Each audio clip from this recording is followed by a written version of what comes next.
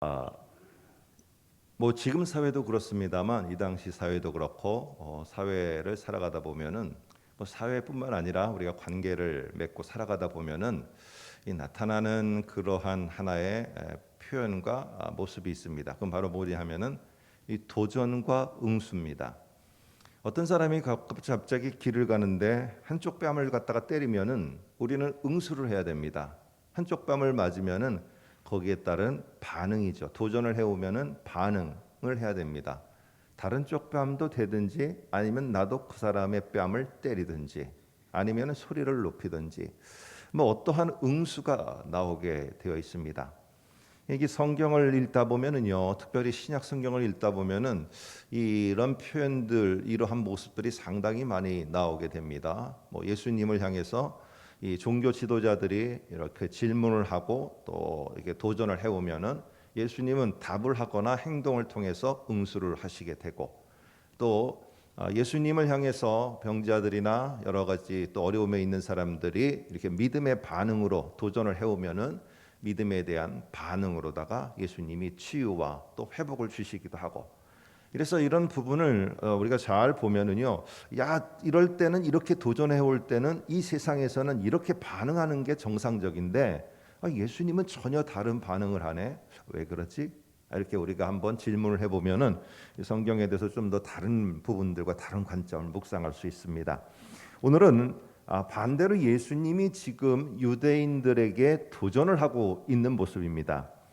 오늘 여기 보게 되면은 47절에 보면은 예수님이 표적을 많이 행하시다 보니까 지금 사람들이 많이 따라다니는 것입니다. 이 사람들이 많이 따라다니는데 그들은 지금 예수님이 이렇게 많은 사람들을 몰고 다니는 것들에 대해서 생각을 했습니다.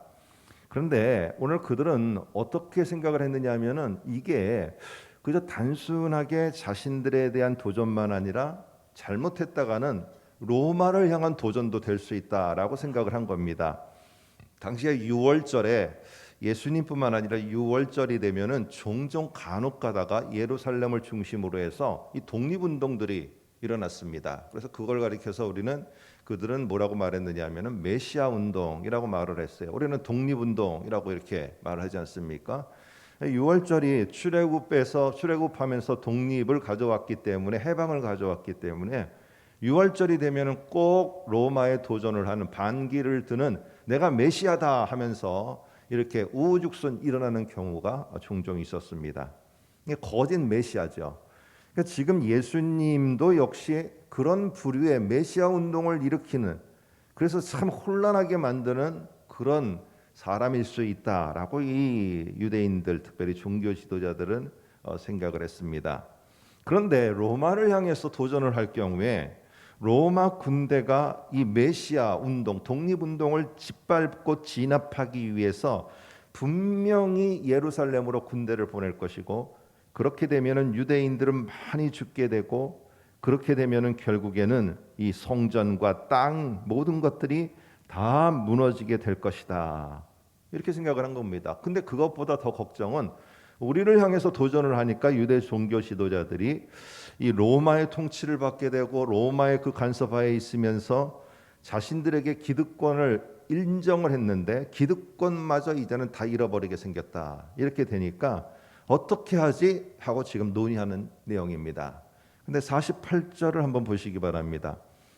이 관점에서 이렇게 보면은 48절이 좀 더 이해가 되게 됩니다. 만일 그를 이대로 두면 모든 사람이 그를 믿을 것이요. 그리고 로마인들이 와서 우리 땅과 민족을 빼앗아 가리라. 이렇게 위험에 처해 있는 거죠. 예수님이 유대인들을 향해서 종교 지도자들을 향해서 로마를 향해서 도전을 해가는 모습으로다가 보여지게 된 겁니다. 자, 그러면은 이제 이 유대 지도자들은 이런 예수가 메시아 운동을 일으켜서 독립운동을 일으켜서 아주 골치 아프게 만들고 사람들을 갖다가 다 폭동을 일으키도록 하는 것으로 보게 되고 또 나아가서는 사람들을 많이 그쪽으로 끌어가니까 기득권에 있는 자신들의 명예는 실추되고 자, 이렇게 도전을 해오면은 이 종교 지도자들은 대응을 해야 됩니다. 대응을 해야 되는데 그 대응한 방법이 뭐냐? 50절에 이렇게 말합니다. 한 사람이 백성을 위하여 죽어서 온 민족이 망하지 않게 되는 것이 너희에게 유익한 줄을 생각하지 아니하는도다. 이 대제사장 가야바가 하는 말입니다. 이런 맥락에서 지금의 흘러가는 맥락에서 보면은 이 50절이 어떤 거냐 하면은요. 유대 민족이 다치지 않고 이 우리 땅이 회파되지 않고 성전을 지킬 수 있는 방법은 뭐냐? 이 한 사람 예수를 희생시켜야 된다. 이겁니다. 희생시켜야 되는 거예요. 그래서 유대 민족을 구출하기 위해서 제물로 예수를 바치는 것이 이게 우리가 응수해야 될 방법이다라고 지금 가야바가 제시를 하고 있고요. 예수를 배척해서 죽음으로다가 몰아가는 것이 맞다. 해서 결국에 응수한 게 뭐냐? 예수를 십자가에 죽이는 것이었어요. 자, 근데 이 50절은요. 이런 관점에서 보면은 가야바의 말이 어떻게 합니까? 이 한 사람이 희생해서 이거 괜히 막 시끄럽게 하니까 확 죽여서 우리 민족은 살아야 되고 우리 땅도 구해야 된다. 괜히 로마가 쳐들어와서 짓밟게 할 수는 없다. 여러분 이런 관점이 되게 됩니다. 한 사람이 희생시키자 이렇게 돼요. 그런데 한번 이 말을 가야바가 한 게 아니라 다른 관점에서 이렇게 보시기 바랍니다. 자, 이렇게 보면 어떻게 되느냐? 한 사람이 많은 백성들을 위하여서 십자가에 죽으심으로 말미암아 온 민족이 망하지 않고 구원을 얻게 되는 것이 너희와 우리 모두에게 유익한 것이 아니냐 하고 이렇게 성경을 다시 보게 되면은요 어떻게 하느냐? 예수가 십자가의 죽으심으로 말미암아 그의 희생과 죽음으로 많은 사람과 많은 민족이 그를 믿음으로 말미암아 구원을 받게 되는 이 놀라운 은혜가 있게 되는 것이 아니냐. 이렇게 가야바가 정치적인 게 아니라 다른 믿음의 고백을 멀리 보고 했다면요. 이런 관점에서도 50절이 보이는 거예요. 요한은 도대체 왜 이렇게 했을까? 51절과 53절까지 보게 되면 51, 52절을 볼까요? 이렇게 말합니다. 이 말은 스스로 함이 아니요 그 해의 대제사장이므로 그 다음입니다. 예수께서 그 민족을 위하시고 또 그 민족만 위할 뿐만 아니라 흩어진 하나님의 자녀를 모아 하나가 되게 하기 위하여 죽으실 것을 미리 말함이러라. 제사장은 이런 의도에서 하지 않았어요. 그런데 이게 지금 요한이 설명할 때는 지가 지금 더 중요한 예수가 죽으심으로 말미암아 온 인류를 구원할 것이라는 그런 것을 제대로 알지도 못하면서 저렇게 말했는데 사실은 그게 나중에 가서는 어떻게 됐느냐? 우리가 다 알지 않았느냐? 예수가 죽으심으로 말미암아 그들이 하려고 했던 것처럼 그들이 성공했다고 하는 것처럼 십자가에 죽어서 죽여서 우리나라는 구원했다 이게 아니라 십자가에 죽어 모든 민족이 정말로 다 예수를 믿고 하나님에게 오게 하는 이 엄청난 구원의 역사 그게 바로 예수님의 죽으심이었다는 것은 자기가 모르면서도 지금 저렇게 말했다. 그건 뭐냐? 예수님은 당연히 죽으셔야 됐어. 당연히 죽으셔야 됐고 당연히 그렇게 돼야 됐어. 그런데 누군가가 예수를 십자가에 달기 위해서 그 악한 역할을 누군가는 해야 됐는데 그게 유대인들이었어요.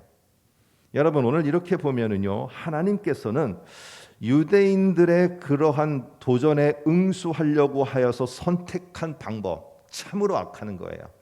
예수를 배척하고 예수를 십자가에 저 하나를 희생자물 삼아서 죽임으로 말미암아 우리는 살자. 이게 얼마나 참 악한 방법이고 악한 대처이고 응수입니까? 그런데 하나님은 구약에 예언한 대로 그대로 예수가 그렇게 죽는 그 모습 속에서 그 십자가에 죽는 모습을 통해서 하나님은 당신이 계획한 구원의 성취를 이루셨다는 겁니다. 힘들고 어렵고 남들이 조롱해서 십자가에 다는 그것이 더 넓은 큰 그림 속에서는 하나님이 구원을 이루어 가시려는 하나님의 계획과 하나님의 인도였다는 거예요. 결국 어떻게 됩니까? 자기들이 성공할 것 같았고 로마라는 나라가 그 자기들을 갖다가 침략하지 않을 것 같았던 그것이, 그러나 70년에 가니까, AD 70년에 가니까 로마가 타이투스 장군을 보내서 결국에 예루살렘을 다 짓밟아 버리고 유대인들을 죽이게 됩니다. 결국 예수님은 십자가에 달려서 하나님의 구원을 성취하고, 그리고는 그렇게 했던 유대인들은 결국에는 다 멸망하고 말게 됩니다. 여러분, 오늘 왜 이 역사적인 배경과 함께 설명하느냐?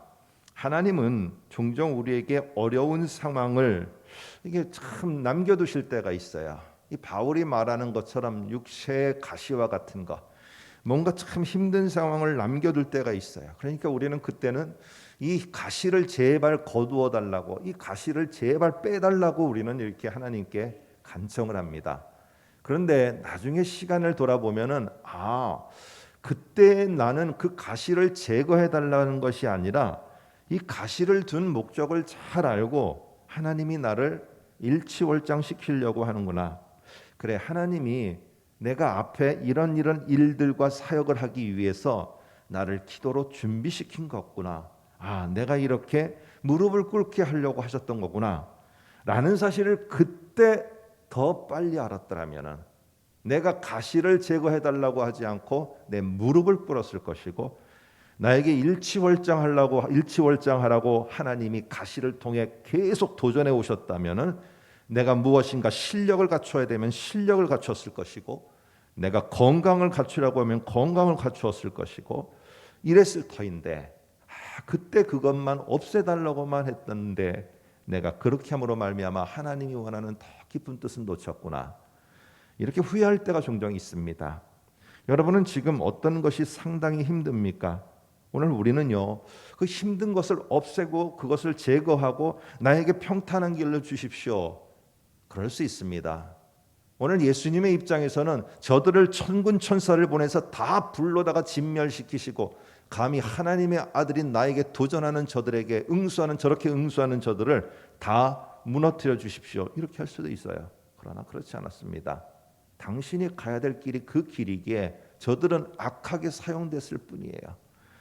오늘 우리 모두에게도 마찬가지입니다. 어렵고 힘들 때 우리는 다시 한번 잘 기도하면 생각해야 됩니다. 이게 하나님이 나를 혹시 일치월장시키기 위해서, 정말 조금 있다가 나를 더 귀하게 쓰기 위해서 내가 이거를 겪고 이것을 인내하고 내가 정말로 잘 다듬어 하나님이 보시기에 좋은 사람으로 훈련되어져야 되는 것인가?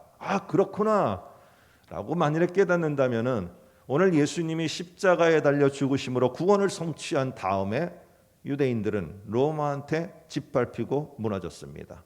오늘 우리에게 주신 하나님의 목적을 내가 잘 이루어드리고, 그래, 내가 이렇게 일치월장, 이렇게 신앙의 더 깊은 모습으로, 더 새로워지는 모습으로 나가길 원하시는구나, 그렇게 내가 바뀌면은요, 내게 필요한, 내게 그렇게 하기를 원했던 수단이었던 어려운 상황은 하나님이 자연히 거두어 가십니다. 왜? 그것을 이루었기 때문에.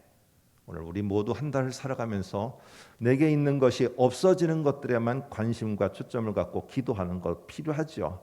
그러나 또한 플러스 알파로 나에게 정말 원하시는 하나님이 뜻이 무엇이고, 내가 어떻게 일치월장하거나 더 새로워지기를 원하는지, 그것을 내가 이루어 드리면은 나의 문제는 더 빨리 해결될 수 있다는 사실을 꼭 기억할 수 있기를 소망합니다. 기도하겠습니다.